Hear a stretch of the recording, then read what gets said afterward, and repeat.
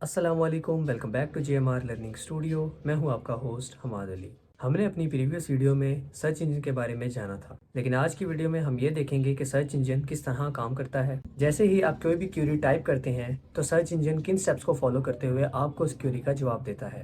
लेकिन वीडियो में आगे बढ़ने से पहले अगर आप हमारे चैनल पर नए हैं, चैनल को सब्सक्राइब करें, वीडियो को लाइक करें और दोस्तों के साथ शेयर करें। चलिए चलते हैं वीडियो की तरफ। तो जब भी कोई नई वेबसाइट लॉन्च होती है या आप कोई भी नई वेबसाइट क्रिएट करते हैं, तो सबसे पहले जो काम होता है, वो होता है क्रॉलिंग का। यानी कोई भी सर्च इंजन आपकी उस वेबसाइट पर मौजूद तमाम डेटा को रीड आउट करता है और बेहतरीन तरीके से एनालाइज करता है। क्रॉलिंग का मतलब होता है रेंगना और उसी से वर्ड निकला है क्रॉलर। यानी कोई भी सर्च इंजन आपकी वेबसाइट पर क्रॉलिंग करके आपकी वेबसाइट पर मौजूद तमाम इंफॉर्मेशन और डेटा को इकट्ठा करता है। उसके बाद आपका वो डेटा वो सर्च इंजन अपने लोकल सर्वर में सेव कर लेता है। मिसाल के तौर पर आप कोई भी वेबसाइट बनाते हैं, तो गूगल क्रॉलिंग के ज़रिए आपकी उस वेबसाइट का तमाम डेटा और इंफॉर्मेशन रीड आउट करेगा, उसे एनालाइज़ करेगा और उसे अपने लोकल सर्वर में सेव कर लेगा। और उसके बाद ही जब भी कोई यूज़र उससे रिलेटेड सर्च करता है, तो गूगल अपने लोकल सर्वर में से वो इंफॉर्मेशन अपने उस यूज़र को प्रोवाइड करता है। तो क्रॉलिंग के बाद जब किसी भी वेबसाइट का डेटा लोकल सर्वर में सेव हो जाता है, तो उसके बाद बारी आती है इंडेक्सर टूल की। हर सर्च इंजन में जब कोई भी डेटा लोकल सर्वर में सेव हो जाता है, तो उस डेटा को ऑर्गेनाइज करने के लिए इंडेक्सर टूल का इस्तेमाल होता है। आपके तमाम डेटा को कैटेगरीज में डिवाइड कर देता है। तो अगेन मैं रिपीट करता हूँ कि सबसे पहले जब कोई भी वेबसाइट नई क्रिएट होती है, हर सर्च इंजन अपने क्रॉलर टूल को यूज करते हुए उस वेबसाइट का तमाम डेटा और इंफॉर्मेशन अपने लोकल सर्वर में सेव करता है। उसके बाद इंडेक्सर के ज़रिए उस तमाम डेटा को कैटेगराइज़ किया जाता है और ऑर्गेनाइज़ किया जाता है। मिसाल के तौर पर आपकी अपैरेल की वेबसाइट है, यानी आप अपनी वेबसाइट्स पर क्लोथिंग वगैरह को लिस्ट करते हैं, तो जो क्रॉलर टूल होगा वो आपकी वेबसाइट्स में से तमाम डेटा को अपने लोकल सर्वर में सेव कर लेगा। उसके बाद जो इंडेक्सर का काम है वो ये है कि वो आपकी तमाम लिस्टेड प्रोडक्ट्स को कैटेगराइज़ करेगा। मिसाल के तौर पर अगर आपकी वेबसाइट पर मेल और फीमेल दोनों की क्लोथिंग दस्तयाब है, तो इंडेक्सर टूल मेल की और फीमेल की क्लोथिंग को डिफरेंट करेगा, उन्हें कैटेगरीज वाइज ऑर्गेनाइज करेगा। उसके अलावा अगेन मेल की क्लोथिंग में वो शर्ट्स को, पैंट्स को, मुख्तलिफ तरीके के जो और आर्टिकल्स होंगे, उन्हें भी अगेन कैटेगराइज करेगा और इसी तरह फीमेल की क्लोथिंग को भी वो इंडेक्सर टूल कैटेगराइज कर देगा। ताकि जैसे ही कोई भी पर्सन किसी भी इंफॉर्मेशन के बारे में सर्च करे, तो ये तमाम प्रोसेस ऑलरेडी कंप्लीट हो चुका होता है और आपको सर्च रिजल्ट्स मिलने में आसानी होती है। तो ये जो 2 स्टेप्स हैं क्रॉलिंग और इंडेक्सिंग, ये दोनों स्टेप्स आपकी सर्च करने से पहले ही कंप्लीट हो चुके होते हैं।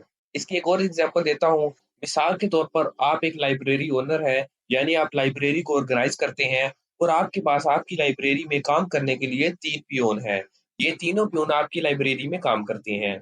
तो मिसाल के तौर पर अगर आपकी लाइब्रेरी में नई बुक्स की लॉट आती है, उसमें काफ़ी सारी मिक्स बुक्स हैं, कोई लिटरेसी की है, उसके अलावा मैगज़ीन्स हैं, न्यूज़पेपर हैं या और किसी भी फिलॉसफी वगैरह के सब्जेक्ट से रिलेटेड काफ़ी सारी बुक्स आती हैं, तो आपका जो फर्स्ट पियोन होगा, वो उस लॉट में से आपकी उन तमाम बुक्स को अनलोड करके आपकी लाइब्रेरी में प्लेस कर देगा।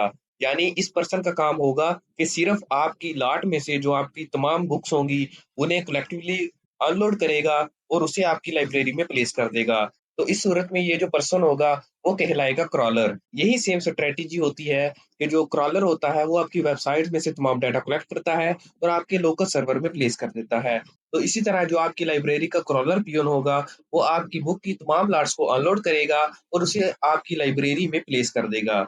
उसके बाद जो दूसरा पियोन है, वो आपकी तमाम बुक्स को उनकी कैटेगरीज़ वाइज़ ऑर्गनाइज़ करेगा। मिसाल के तौर पर अगर आपकी उस लॉट में लिटरेसी की बुक है, तो वो उन्हें अलहदा तरीके से ऑर्गनाइज़ करेगा, यानी उसे एक शेल्फ में प्लेस करेगा। उसके अलावा उसमें अगर फिलॉसफी की बुक्स हैं, तो वो आपका पियोन जो होगा, वो उसे अलहदा शेल्फ में प्लेस करेगा और इसी तरह जो मैगज़ीन्स होंगी और न्यूज़पेपर्स होंगे, वो तमाम डिफरेंट किस्म की जो बुक्स होंगी, उन्हें आपका जो सेकंड पियोन होगा, वो आपकी लाइब्रेरी में उसे ऑर्गनाइज़ करेगा।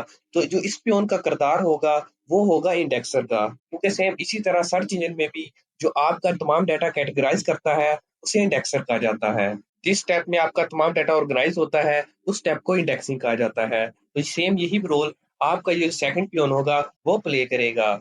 उसके बाद जो थर्ड पियोन होगा, उसका काम ये है कि जैसे ही कोई पार्टिकुलर पर्सन किसी भी बुक की डिमांड करेगा, मिसाल के तौर पर कोई भी कस्टमर उस लाइब्रेरी में आता है और चाहता है कि उसे पार्टिकुलर बुक चाहिए, मिसाल के तौर पर हम बात कर लेते हैं कि उस पर्सन को फिलोसफी वाली बुक चाहिए। तो इस पर्सन का काम होगा कि उस लाइब्रेरी में से वो जो तमाम ऑर्गेनाइज़ शेल्व्स हैं, जिनमें मुख्तलिफ कैटेगरीज़ की जो बुक्स हैं वो स्टोर की गई हैं, तो ये पर्सन जाएगा और उस शेल्फ में से उस पार्टिकुलर बुक को लाकर अपने उस कस्टमर को दे देगा। तो ये कहलाती है रैंकिंग या एल्गोरिदम, कि किसी भी यूजर को उसकी डिजायर्ड इंफॉर्मेशन या उसका डाटा प्रोवाइड करना रैंकिंग या एल्गोरिदम डिसाइड करता है। तो सबसे पहले बात की थी हमने क्रॉलर की, कि किस तरह आपकी वेबसाइट में से तमाम डाटा क्रॉल करके उसे लोकल सर्च इंजन सर्वर में सेव किया जाता है। उसके बाद जो इंडेक्सर होता है वो आपके तमाम डाटा को ऑर्गेनाइज करता है। उसके अलावा जो रैंकिंग वाला स्टेप है वो ये डिसाइड करता है कि उस सर्च इंजन के सर्च बॉक्स में जो टाइप किया गया है उससे रिलेटेड कौन सा कंटेंट उस यूजर को आपने शो करना है। तो ये 3 स्टेप्स हैं जिनके ऊपर एक सर्च इंजन वर्क करता है। उसके बाद हम बात करेंगे सर्च यानी सर्च इंजन रिजल्ट पेज की। इस पेज पर जो भी रिजल्ट्स आपको शो होते हैं, ये तमाम रिजल्ट्स उस सर्च इंजन का एल्गोरिदम डिसाइड करता है कि टॉप पर आपको कौन सा रिजल्ट शो होगा, उसके अलावा सेकंड पर आपको कौन सा रिजल्ट शो होगा और आपको इस तरह तरतीब वाइज किस तरह रिजल्ट शो होंगे। ये तमाम काम रैंकिंग और एल्गोरिदम का होता है। तो आपने अपने सर्च इंजन को ऑप्टिमाइज कैसे करना है, ये हम डिस्कस करेंगे अपनी नेक्स्ट वीडियोस में। यही थी हमारी आज की वीडियो। उम्मीद है आपको हमारी आज की वीडियो पसंद आई होगी और आपको ये पता लग गया होगा कि एक सर्च इंजन किस तरह काम करता है। हमने आपको 3 स्टेप्स बताए हैं, जिसमें फर्स्ट नंबर पर आता है क्रॉलिंग, उसके बाद इंडेक्सिंग और थर्ड नंबर पर आता है रैंकिंग। उम्मीद है आपको हमारी आज की वीडियो पसंद आई होगी और अगर आप हमारे चैनल पर नए हैं तो हमारे चैनल को सब्सक्राइब कर दें, वीडियो को लाइक करें, दोस्तों के साथ शेयर करें और एसईओ की नेक्स्ट एपिसोड्स को देखने के लिए हमारे चैनल के साथ जुड़े रहें। तो मिलेंगे अपनी नेक्स्ट क्लास में, तब तक के लिए अल्लाह हाफिज।